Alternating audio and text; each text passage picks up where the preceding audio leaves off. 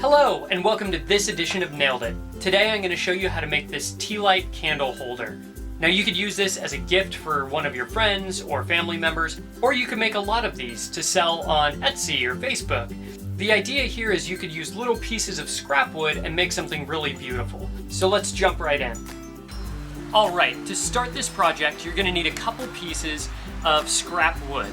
In my case, I have a block of this maple, and I was going to start using some of these little bits and pieces of walnut that I had left over, but then I remembered I had some scrap pieces of koa wood that my dad from Hawaii sent me, and these have really just been sitting around. I've really not had a use for them yet, and this would be the perfect project. And against something like maple, a really light wood, I think the koa wood is really going to pop on top. So you're going to want to get a couple pieces of scrap wood, and we'll start from there. I'm going to start by cutting the maple down to about 3 inches. Then I'm going to cut the maple in half so I get thinner pieces. And I'm doing that on my bandsaw just because it seems the easiest way, and you lose the least amount of material by cutting it in half on the bandsaw.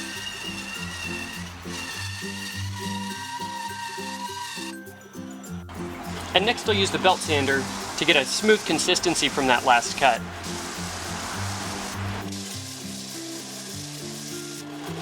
Now my next step is going to be measuring how deep I need to make the cuts for the pieces of wood. And I didn't want to sand this wood too much because it's really hard wood and that would take a long time. So instead, I'm just marking on my piece how deep I'm going to make those cuts to have this sit inside of that maple wood. Then I want to measure out how large I want my squares. And in my case, I want each square to be 3 inches. And so set from the middle in my case is about 4 1/4 because this is about 8 1/2 inches long. So I've got my center line, and then I'm going to measure out 3 inches evenly on either side. And that'll give me 2 spots where this wood is going to sit on top and hold my candles.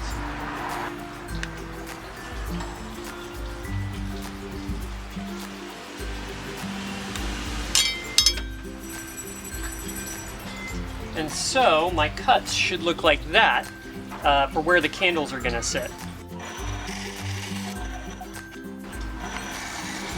Now you can see that I'm trying to cut these to the inside of the line and not directly on the line, because when I cut my 3-inch squares out of that koa wood, I want to make sure that they fit very snugly inside of each little cutout that I make.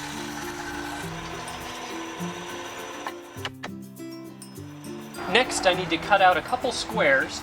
They're going to act like feet underneath each side of the candle.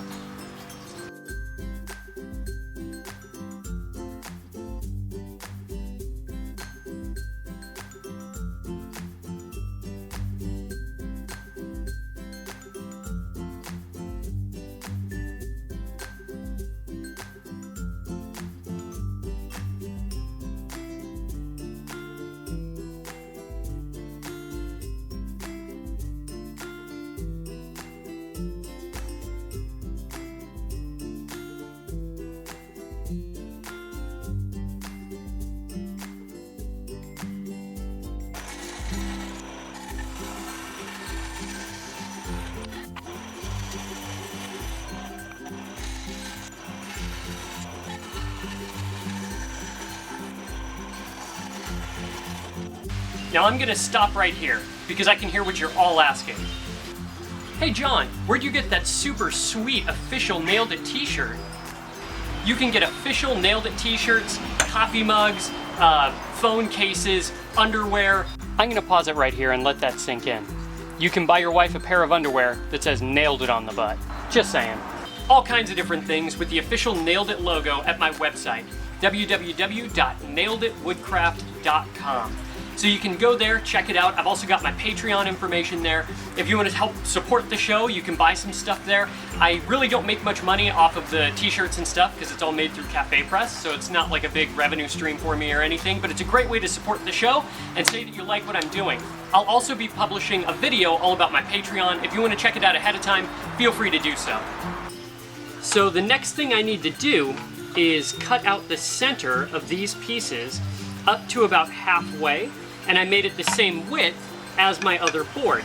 So ideally what's going to happen is I'll cut out the center here, and they should slide on top of each other to get a good snug fit.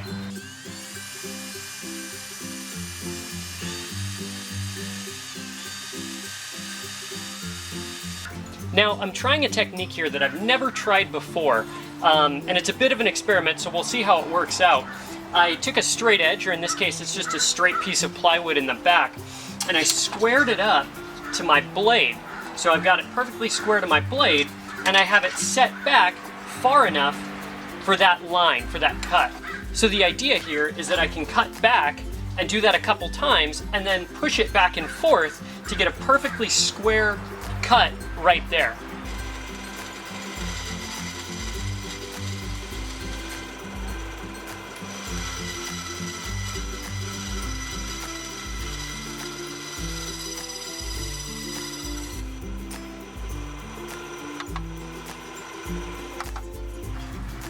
Well, I'd say that looks like it worked out pretty well, and it looks like they are exactly where I want them to be. Yeah, that's perfect.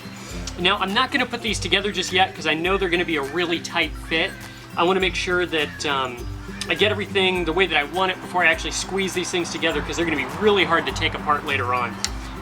So next up, I need to cut my squares out of my koa wood. Now, again, this is some special wood that was sent to me, so if you've got something else there, you could certainly use that. In some cases, I've even seen some really beautiful wood right off of pallets, some dark oak and things like that would be really cool if you took it off, sanded it down, and turned that into a project like this, because you really don't need a lot of wood for this kind of project.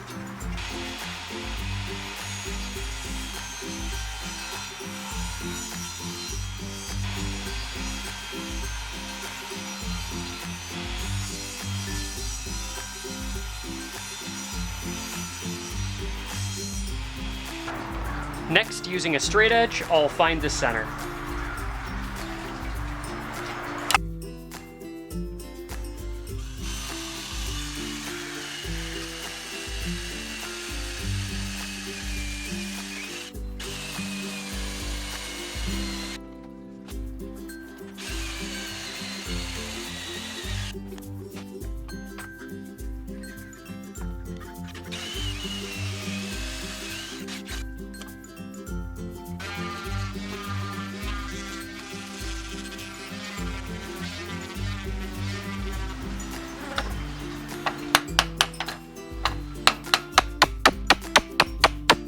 Aw, dang it.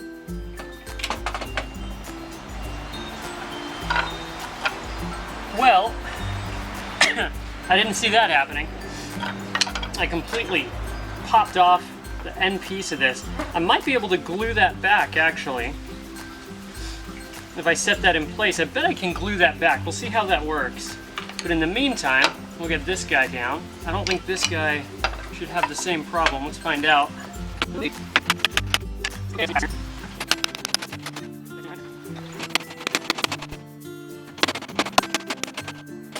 When I've run into situations like this, I found that face clamps work the best to make sure that the faces of both sides match up evenly. I've also found that when you use packing tape, it keeps any of the glue from sticking to the face clamp later on.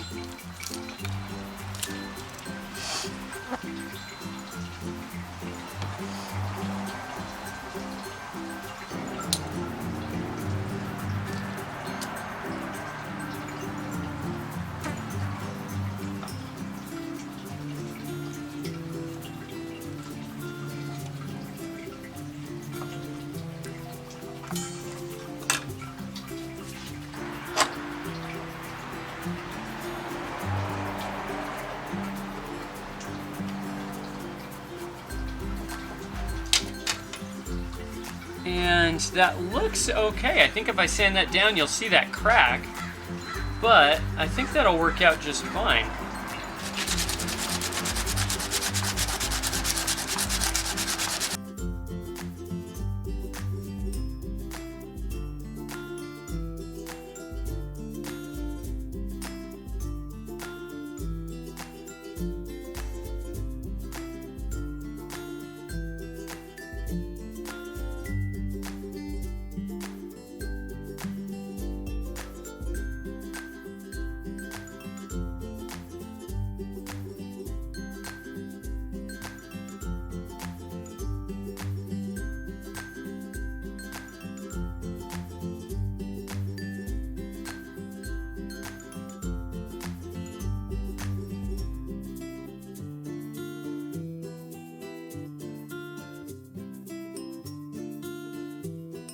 Well, that was a lot of fun to make, and I bet I could make, I don't know, a whole bunch of those in one day just by using repeated cuts.